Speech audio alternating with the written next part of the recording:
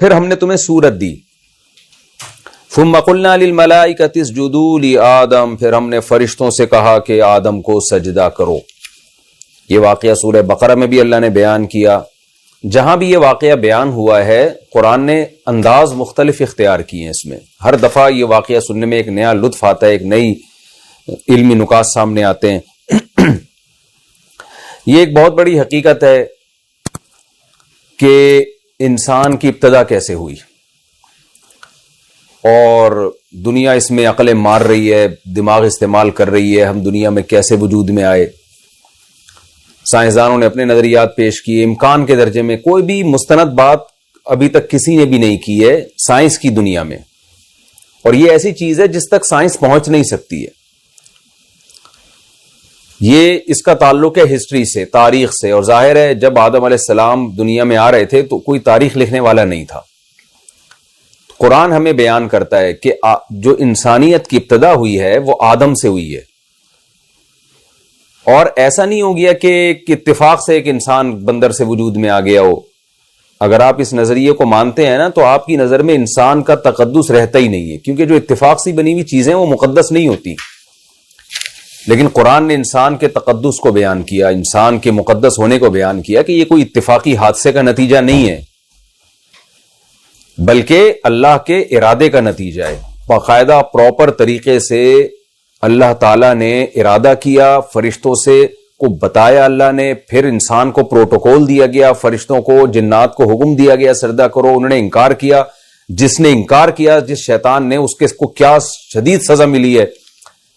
یہ عزت انسان کو مذہب دیتا ہے، یہ عزت انسان کو دنیا پرست لوگ نہیں دیتے، وہ انسان کو ایک اتفاقی حادثے کا نتیجہ سمجھتے ہیں. تو اللہ ہمیں بتا رہے ہیں کہ ایسا نہیں ہو گیا جیسا تمہیں دنیا بیان کر رہی ہے. اور یہ واقعہ قرآن بھی بیان کرتا ہے. تمام آسمانی مذاہب اس میں متفق ہیں کہ انسان کی ابتدا آدم سے ہوئی، اور آدم کو اللہ نے مٹی سے بنایا. میں ایک چھوٹی سی عقلی دلیل دے کے بعد آگے چلتا ہوں. دیکھیے، ہم اگر آج دنیا میں آبادی دیکھتے ہیں 5 ارب سے زیادہ انسان ہیں. یہ بات ہمیں 100% معلوم ہے کہ آبادی کا گراف آپ جتنا پاس میں جائیں گے کم ہوتا چلا جائے گا. یعنی آج اگر 5 ارب ہیں تو ظاہر ہے کل 4 ارب تھے، پھر 3 ارب تھے، پھر 2 ارب تھے، پھر 1 ارب ہوں گے، پھر ایک وقت آئے گا 50 کروڑ ہوں گے، پھر ایک وقت آئے گا 25 کروڑ ہوں گے، پھر ایک وقت آئے گا 1 کروڑ ہوں گے، پھر 25 لاکھ ہوں گے، پھر وہ ہوتے ہوتے 10 لاکھ، پھر 5 لاکھ، پھر 2.5 لاکھ، پھر 1 لاکھ. یعنی یہ اگر آپ گراف کھینچیں تو یہ یوں جا رہا ہے ایسے کر کے. یہ گراف اتنا واضح ایسے صاف پتہ چلتا ہے کہ یہ اوپر جاتے جاتے کسی ایک جوڑے پر جا کر منتج ہوتا ہے یہ.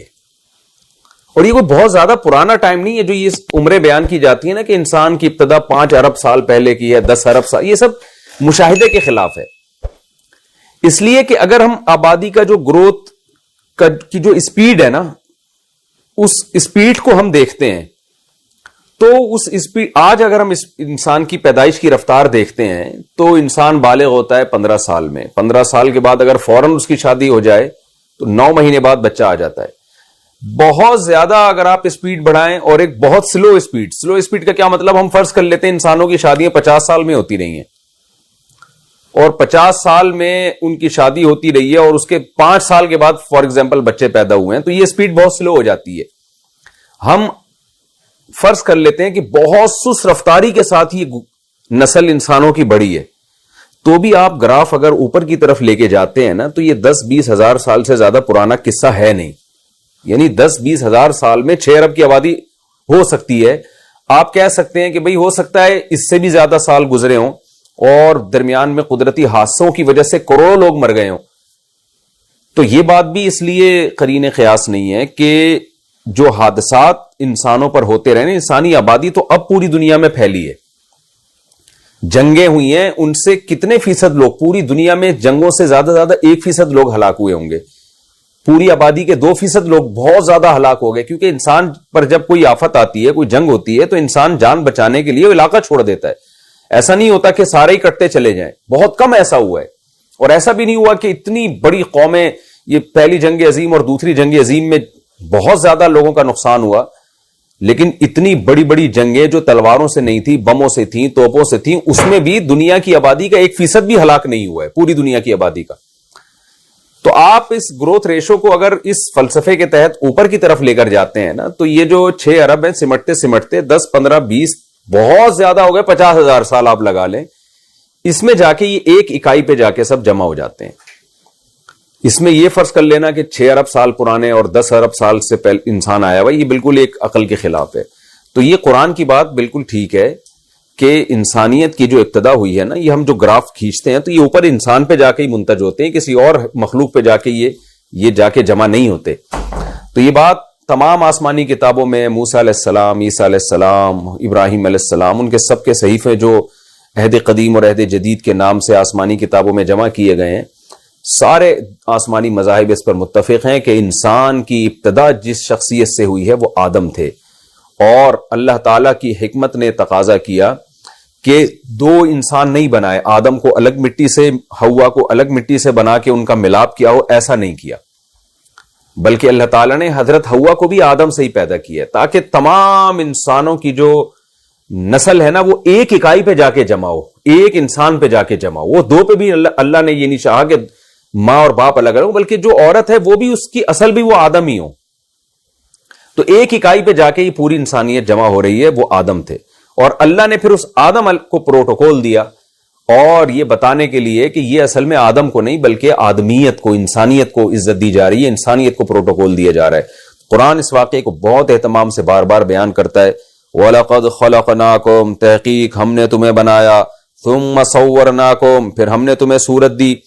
یہ جو ثم قرآن میں آتا ہے یہ تعقیب ذکری کے لیے بھی ہوتا ہے. ذکر کا مطلب یہ کہ یہ ضروری نہیں ہے کہ پہلے تخلیق کی ہو صورت بعد میں بنائی ہو، بلکہ صرف تذکرہ صورت بنانے کا بعد میں ہو رہا ہے. یعنی اللہ نے تخلیق کا ذکر پہلے کیا اور صورت بنانے کا ذکر بعد میں کیا. کام یہ دونوں ساتھ ساتھ ہوئے ہیں، کیونکہ تخلیق اور تصویر یہ دونوں ایک ساتھ کام ہو رہے ہیں. اور یہ بھی ممکن ہے کہ ہم اس ثم کو تراخی کے لیے مانیں، یعنی یہ اس میں تخلیق کا مطلب یہ کہ انسان کا جو ایک یوں سمجھیں کہ ایک ڈھانچہ ہے وہ پہلے وجود میں آیا، اور پراپر طریقے سے جو انسان کی جو شکل بنتی ہے، صورت بنتی ہے، وہ بعد میں وجود میں آئی. تو قرآن کی جو آیت ہے وہ ان دونوں معنوں پر صادق آتی ہے. فرماتے ہیں ثم قلنا للملائکۃ، آدم کو بنانے کے بعد، یعنی ہم نے تمہیں بنایا کا مطلب تمہارے باپ آدم کو بنایا. تو آدم علیہ السلام کا بنانا گویا ہمارا بنانا ہی تھا، اس لیے اللہ نے ہم سب کی طرف نسبت کر دی. ثم قلنا للملائکۃ، پھر ہم نے فرشتوں سے کہا اسجدوا لآدم، سجدہ کرو آدم کو. یہ سجدہ تھا تعظیم والا جو پچھلی امتوں میں جائز تھا اور اس امت میں حرام کر دیا گیا ہے. فسجدوا، سب نے سجدہ کیا، الا ابلیس، مگر ابلیس نے نہیں کیا. یہاں ایک مشہور سوال ہوتا ہے کہ حکم تو اللہ نے فرشتوں کو دیا تھا، تو اگر ابلیس تو جنات میں سے تھا، اس نے سجدہ نہیں کیا تو کیا ہو گیا اس سے؟ تو اس کا جواب ہے کہ جب فرشتوں کو حکم دیا تھا نا، تو فرشتے تو بہت اعلیٰ مخلوق ہیں، ان کو اللہ نے نور سے بنایا ہے، تو جنات خود بخود اس میں ضمناً آ گئے تھے، تو ان کو الگ سے حکم دینے کی ضرورت نہیں تھی. تبھی شیطان نے جب سجدے سے انکار کیا تو شیطان نے یہ نہیں کہا کہ تو نے حکم فرشتوں کو کیا ہے، مجھے تھوڑی تو نے حکم دیا ہے، تو میں نے سجدہ نہیں کیا تو کیا ہوا.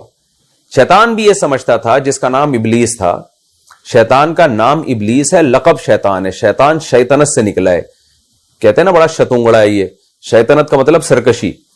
تو اس کا لقب ہے، لقب کہتے ہیں کسی میں کوئی خاص صفت پائی جائے تو اس کی وجہ سے جو اس کو نام دیا جاتا ہے. تو نام اس کا ابلیس تھا، لیکن اس کی حرکتوں کی وجہ سے اس کو شیطان کہا جاتا ہے. تو سب نے سجدہ کیا، تو فرشتوں کو جب حکم تھا تو جنات اس میں خود بخود ضمناً داخل تھے کہ ان کا درجہ تو فرشتوں سے بھی کم ہے، تو تمام نے سجدہ کیا الا ابلیس، مگر شیطان نے انکار کر دیا. لم یکم من الساجدین، وہ سجدہ کرنے والوں میں شامل نہ ہوا. قال ما منعک، اے شیطان، اللہ نے فرمایا تجھے کس چیز نے روکا ہے، اللہ تسجدہ، کہ تو نے سجدہ نہیں کیا، یعنی تجھے سجدے کے عمل سے کس چیز نے روکا ہے. اذ امرتک، جبکہ میں تجھے حکم دے چکا ہوں. یہاں بڑی علمی نقطے کی بات ہے کہ سارے سجدہ کر رہے تھے، تو سجدہ نہ کرتا. یہ بات بالکل ٹھیک تھی. تو کہتا بھائی میری سمجھ میں نہیں آ رہا سجدہ، کیونکہ آدم کو مٹی سے بنایا، مجھے آگ سے بنایا. تو یہ بات لاجک کی حد تک صحیح ہو سکتی تھی، لیکن بات یہ ہے اذ امرتک کا، جب میں نے تجھے آرڈر کر دیا ہے تو اب تیرے پاس کیا عذر ہے سجدہ نہ کرنے کا. اس لیے کہ جب اللہ کا حکم آ جائے تو پھر جو اللہ کی مخلوق ہے اس کو چون و چرا کرنے کی اجازت نہیں ہے. وہ پھر اللہ سے کوشچن نہیں پوچھ سکتے کہ اللہ کیوں. تو یہ بہت اہم پوائنٹ کی بات ہے کہ شریعت جب ہمیں کوئی حکم دیتی ہے نا, آرڈر دیتی ہے, تو اگر ہمیں یہ معلوم ہے کہ یہ حکم اللہ کا ہے تو پھر مسلمان کو اس میں کیوں کی اجازت نہیں ہے کہ خدا نے یہ حکم ہمیں کیوں دیا ہے. عورت کہے کہ مجھے پردے کا حکم کیوں دیا, میرا دل تو صاف ہے. مردوں کو چاہیے کہ وہ اپنی نظروں کو پاک رکھیں. یہ جو آج کل لبرل قسم کی عورتیں اس طرح دلائل دے رہی ہوتی ہیں, جب اللہ نے حکم دیا داڑھی بڑھاؤ تو پھر آپ کہیں کہ جی کیوں حکم دیا, اس زمانے میں کلچر کچھ اور ہے, اس زمانے میں کلچر کچھ اور تھا, وغیرہ وغیرہ. اللہ نے حکم دیا 5 نمازیں فرض ہیں تو آپ پھر کیوں نہیں کر سکتے اس میں. تو جب اللہ کا آرڈر ایک دفعہ ثابت ہو جائے تو پھر عابد کو, جو اللہ کا غلام ہے, اللہ کا بندہ ہے, اس کو کیوں کی اجازت نہیں ہے. تو اللہ بھی یہاں فرما رہے ہیں کہ اذ امرتک, جب میں تجھے آرڈر دے چکا تھا, اس کے بعد تو نے سردے سے انکار کیسے کر دیا. قال انا خیر منہ, شیطان نے جواب میں کیا کہا, انا خیر منہ, میں اس سے بہتر ہوں. یہ بہت جہالت پر مبنی جواب ہے, اس لیے کہ سوال میں اللہ اس دلیل کا جواب پہلے دے چکے ہیں. گویا اللہ کو معلوم تھا کہ شیطان منطق پیش کرے گا کہ میں آدم سے پہلے بھی ہوں, سینئر بھی ہوں, آدم سے زیادہ عبادت گزار بھی ہوں, اور جس چیز سے مجھے بنایا گیا ہے وہ چیز بھی آدم سے بہتر ہے. تو یہ لاجک پیش کر سکتا ہے. اسی وجہ سے اللہ نے سوال میں اس لاجک کی پہلے ہی نفی کر دی. اللہ نے سوال میں یہ کہا کہ اذ امرتک, جب میں نے تجھے آرڈر کیا ہے, تو میرے آرڈر کے بعد کس چیز نے تجھے روک دیا.